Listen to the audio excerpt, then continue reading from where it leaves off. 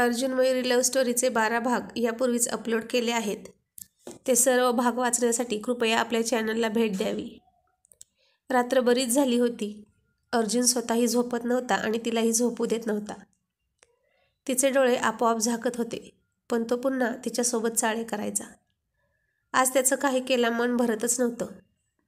ती म्हणाली, अहो झोपा की आता. झोप उडाली आहे माझी तुला पाहून. मला काय आजच पाहताय का? रोजच तर बघता की. रोज तर बघतोच ग, पण आज तुझी नशात चढली आहे बघ मला. खरंच आज खूप जंगी कार्यक्रम झाला नाही? इश्य, आता पुरे हा चावटपणा. मला झोप येते. नाही, आज झोपायचं नसतं. का? उपास सोडल्यानंतर जागरण गोंधळ घालायचा असतो आणि रात्रभर जागरण करायचं असतं. माहीत नाही का ग तुला? ती मादक स्वरात लाडात येऊन म्हणाली, झालं एवढं जागरण पुरे. आता काय घालायचं तो गोंधळ तुम्ही एकटेच घाला, मी झोपते. असं म्हणून तिनं अंगावर पांघरून घेतलं. मयुराणी, जागरण एकटा करू शकतो, पण गोंधळ तुझ्याशिवाय एकटा कसा घालू? असं म्हणून त्याने तिच्या अंगावरचं पांघरून खेचून फेकून दिलं. काय हो, थंडी वाजते मला, द्या ना पांघरून. झालं एवढं पुरेसं नाही का? नाही, मला अजून भूक लागली आहे. तुमची भूक कधी संपणार आहे की नाही? तुझ्यासारखी बायको असताना झोप कशी येईल? मनच भरत नाही माझं. आणि त्यात हे आजचं सरप्राईज मला खूप आवडलं आहे. मला आता रोजच असं सरप्राईज पाहिजे. तो तिच्या बोटात बोटं अडकवत म्हणाला. तुम्ही मला असं छळणार असाल तर अजिबात इथून पुढे असं सरप्राईज मिळणार नाही, समजलं? काय म्हणालीस? हो, नाही मिळणार असं सरप्राईज परत. हो म्हण. नाही म्हणणार. हो म्हण. नाहीतर काय कराल? आणि त्याने तिच्या कमरेत हात घालून दोन्ही हातांनी गुदगुल्या करू लागला. ती खूप खूप हसत होती. बास बास म्हणत होती. नको बास, मग देशील की नाही सांग? मग ती शेवटी हो म्हणाली आणि त्याने गुदगुल्या थांबवल्या आणि म्हणाली, मग अहो प्लीज, झोप आली आहे खूप, द्या ना पांघरून. मग त्यानेच तिला घट्ट मिठी मारत म्हणाला, आता थंडी पळून जाईल बघ. तिने रागाने त्याच्याकडे पाठ फिरवली. त्याचे पाठीमागून चाळे सुरूच होते. किती चावटपणा हा. जेवढ्यात तेवढं समाधान माना की अर्जुनराव. निदान पोट भरलं तरी पाहिजे ना मयुराणी समाधान मानायला. पोट नाही भरलं तर सारखं सारखं लक्ष रसगुल्ल्यावरच जाणार की. जा तिकडे, मी नाही आता. मी तुझ्या आईबाबांकडे तुझी तक्रार करेन हां. काय म्हणून कराल तक्रार माझी? हेच की तुमची मुलगी मला पोटभर जेवण पण देत नाही. सांगा जा. आईलाच काय, अख्ख्या जगाला ओरडून सांगा. आणि तिने पुन्हा तोंड फिरवलं. त्यानं तिच्या उघड्या पाठीवर अलगद बोटे फिरवायला सुरुवात केली आणि तीही उत्तेजित होत होती हळूहळू. तुम्ही नाहीच का ऐकणार? अजिबात नाही. व्हा बाजूला, झोपते मी. मग तू झोप ना, मी कुठं नाही म्हटलं. मला माझं काम करू दे की. आणि तो तिच्या कानाला हळूच चावला आणि पुन्हा डीप डीप किस करू लागला. तिला घट्ट घट्ट मिठी मारली होती त्यानं. आज खूपच टेस्टी लागते आहेस तू, असं तिच्या कानात हळूच म्हणाला. आणि त्याच्या स्पर्शाने आणि शब्दाच्या जादूने तीही पुन्हा मोहरली आणि पुन्हा एकदा प्रेमाचा बहर फुलून आला. दोघेही पुन्हा प्रेमाच्या वर्षावात चिंब भिजून निघाले. मनात एखादी इच्छा आली आणि ती पूर्ण नाही केली तर मग तो अर्जुन कसला? त्यानं पुन्हा एकदा त्याची इच्छा पूर्ण केली आणि दोघेही एकमेकांच्या मिठीत शांत झोपले. सकाळी खूप उशिरा दोघेही उठले. किती त्रास दिलास ग रात्री तू? डोळे बघ माझे, जागरणाने कसे सुजलेत. आता कोणी विचारलं तर काय सांगू मी? ती गालातल्या गालात हसली आणि म्हणाली, रात्री जागरण गोंधळाचा कार्यक्रम ठेवला होता असंच सांगा. आणि तोही खूप हसायला लागला. जून महिना सुरू झाला होता. पावसाला सुरुवात झाली होती. मयुरी आणि अर्जुन आता मुंबईला जाणार होते. यावेळी त्याला जरा जास्त मुंबईत मुक्काम करावा लागणार आहे. त्यानं तिला सोबत घेतलं होतं. मयू, झालं का गं तुझं सगळं आवरून? किती वेळ लावतेस? हो झालंच, 5 मिनिट. हे मी गेल्या 1.5 तासापासून ऐकतोय. 5 मिनिट 5 मिनिट. पण तुझी 5 मिनिटं काही केल्या संपत नाहीत. तरी बरं, स्वतःची गाडी आहे म्हणून. नाहीतर तुला एकही बस सापडली नसती. होय, स्वतःची गाडी आहे ना म्हणूनच काळजी नाही. आणि इतके दिवस जाणार म्हटल्यावर नीटनेटकं घर ठेवायला नको का? तिचा पायच निघत नव्हता घरातून. सारखं हॉलमधून किचन, किचनमधून गॅलरी, गॅलरीतून बेडरूममध्ये असं तिचं चाललं होतं. मयू आता लवकर कर हा, नाहीतर उशीर होईल आणि मग दुपारनंतर पाऊस येतो. अर्जुन बॅग गाडीत ठेवून तिला हॉर्न देत होता. झालंच हां, आले असं म्हणून ती कुलूप लावत होती. कुलूप लावून झालं आणि तरीही या झाडाकडे बघ, तुळशीच्या पाया पड असंच तिचं चाललं होतं. अर्जुन तिला पाहून म्हणाला, मयू आता येतेस की मी एकटाच जाऊ? बरं झालं असतं एकटाच गेलो असतो तर. माझं काम तरी झालं असतं पटपट. ही ढकल स्टार्टर गाडी काही पटकन आवरत नाही. आणि तिचं झालं आहे असं समजून तो गाडीतून उतरला. तिला मिठीत उचललं आणि आणून गाडीत बसवली. ती हसायला लागली. काय हो, कोण ढकल स्टार्टर हां? मी का? तू नाही तर आणखीन कोण? किती उशीर लावतेस? माझी नियोजित कामं मला उरकायची आहेत.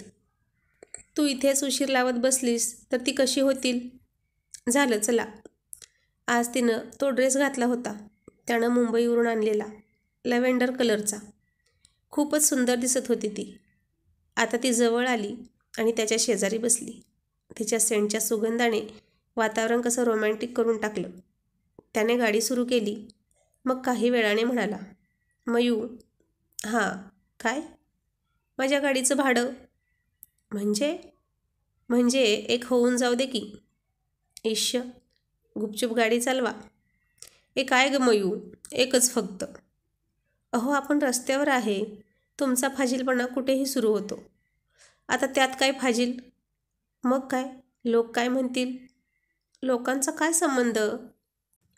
फक्त माझ्यासाठी एक. Please please mu. किती हट्ट करता हो तुम्ही?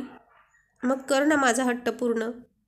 मग ती लाजत इकडे तिकडे बघतच त्याच्या थोडी जवळ सरकली आणि त्याच्या गालावर किस करणार इतक्यात तो म्हणाला, ए चावट, अगं काय करतेस?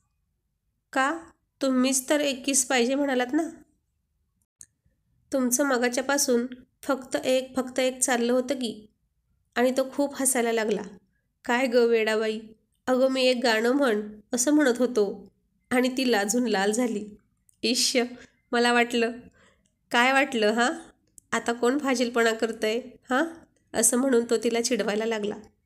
चोराच्या मनात चांदर म्हणतात ते हेच. गप्प बसा. ए मयू, म्हण की एक गाणं. तिला अशी लाँग ड्राईव्हला नेऊन तो तिला गाणं म्हणायला सांगायचा. तिच्या आवाजातलं गाणं त्याला खूप खूप आवडायचं. आणि आज तर त्यांच्या सोबतीनं प्रवास खूप जास्त होता.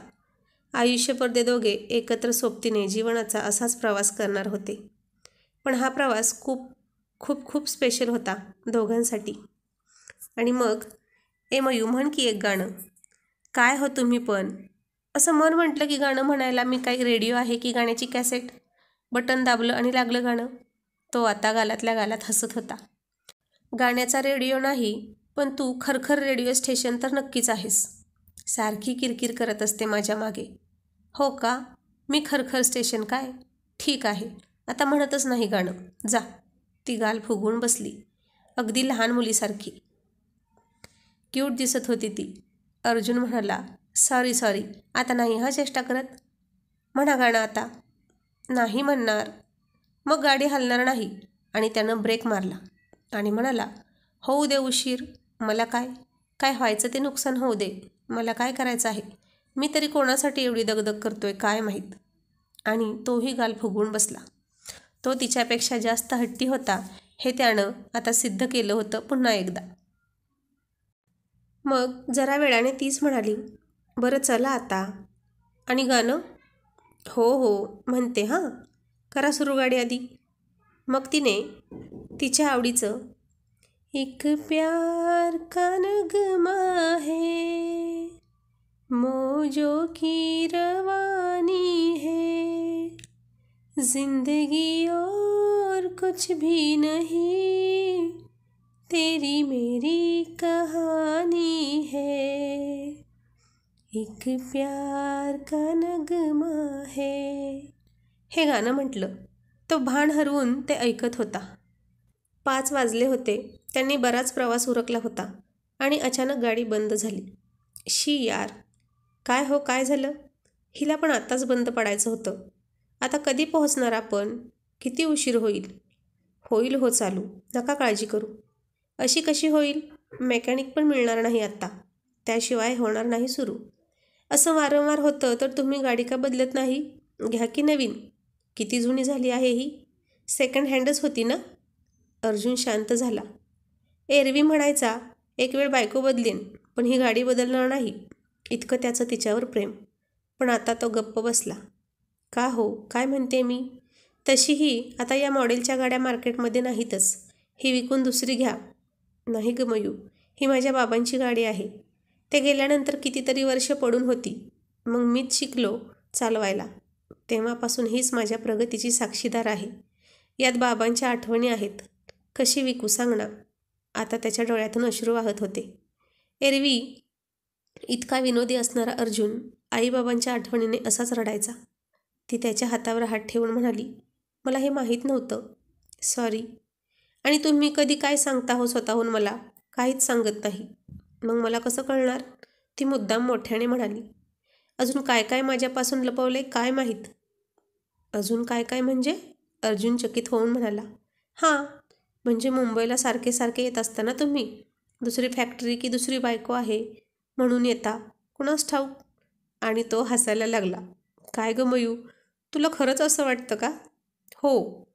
धन्य बाबा तुम्हा बायकांची, असं म्हणून त्याने तिला हात जोडले आणि तीही हसायला लागली. आता काय करायचं पण? आसपास पण काही नाही. मग त्यांनी लिफ्ट मागितली, पण कोणच लिफ्ट देईना. चायला या लोकांच्या, मला नाही, निदान तुला बघून तरी लिफ्ट द्यावी ना. एक सुंदर स्त्री अशी रस्त्यावर उभा आहे आणि कोणीच लिफ्ट देत नाही. तिला त्याचं खूप हसू आलं. आणि काही वेळानंतर एक गाडी येऊन थांबली. त्यात 3-4 पुरुष होते. त्यांचे चेहरे अर्जुनने लगेच ओळखले. ते लिफ्ट देत असतानाही तो नको म्हणून मयुरीच्या हाताला धरून तिथून निघून गेला. का हो, लिफ्ट देत नाही म्हणून शिव्या घालता आणि लिफ्ट दिली तर का घेतली नाही? वेडी आहेस का ग तू? चेहरे बघितले का त्यांचे? 1 नंबरचे दारुडे आणि स्त्रीलंपट माणसं वाटत होती. लिफ्ट देऊन आपल्यासोबत काय केलं असतं तू कल्पनाही करू शकत नाही. तिला अर्जुनच्या चाणाक्ष नजरेचं खूप कौतुक वाटलं. एका नजरेत तो माणसं ओळखायचा. त्यानं तिलाही एकाच नजरेत पसंत केलं होतं की. आणि इतक्यात पाऊस आला. ते गाडीपासून खूप लांब आले होते लिफ्ट मागण्यासाठी आणि भिजण्या वाचून पर्याय नव्हता. मग मयूरने तिची ओढणी डोक्यावर घेतली आणि अर्जुन पटकन तिच्या ओढणीत शिरला. त्याच्या डोक्यावरचं पाणी तिच्या मानेवरून ड्रेसमध्ये जात होतं आणि त्यानं तिच्या कमरेला धरलं होतं घट्ट. ती त्याच्या डोळ्यात पाहत होती आणि पुन्हा असा चान्स मिळणार नाही म्हणून त्यानं तिला एक किस केला. तिच्या अंगावर शहारे आले.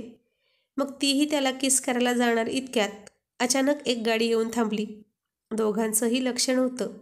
दोघेही तसेच उभा होते. हॉर्न वाजला आणि दोघेही भानावर आले.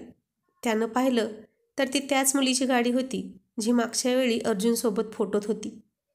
तिने रस्त्याच्या कडेला अर्जुनची थांबलेली गाडी ओळखली होती. मग तिने त्यांना लिफ्ट दिली. तीही मुंबईलाच निघाली होती आणि त्याच हॉटेलमध्ये. गाडी ड्रायव्हर चालवत होता आणि ती मागे बसली होती. तिने अर्जुनला मागे तिच्यासोबत बसायला सांगितले आणि मयुरीला पुढे. मयुरी आणि अर्जुन दोघांनाही हे ऑड वाटलं, पण आता मुंबईला पोहोचणं गरजेचं होतं. त्या दोघांच्या बिझनेसच्या गप्पा चालल्या होत्या. मयुरीचं मात्र सगळं लक्ष मागच होतं. ती सारखी सारखी आरशातून अर्जुनकडे पाहायची. शॉर्ट कपडे घालून, छोटेसे मोकळे केस सोडून, लाल भडक ओठाची ती मुलगी अर्जुनला चिकटण्याचा प्रयत्न करायची. हे मयुरीच्या लक्षात यायचं.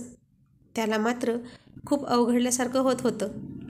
मयुरीचा सिंपल लुक पाहून ती अर्जुनला स्वतःकडे आकर्षित करू शकेल असा बहुतेक तिला कॉन्फिडन्स वाटत होता. अर्जुन मात्र मयुरीच्या चेहऱ्याकडे पाहून घाबरला होता. कारण आज त्याचं लाजाळूचं झाड लाजून लाल नव्हतं झालं, तर रागाने ज्वालामुखीसारखं लाल भडक झालं होतं. कथेचा पुढचा भाग लवकरच घेऊन आपल्या भेटीस येत आहे. थँक्यू.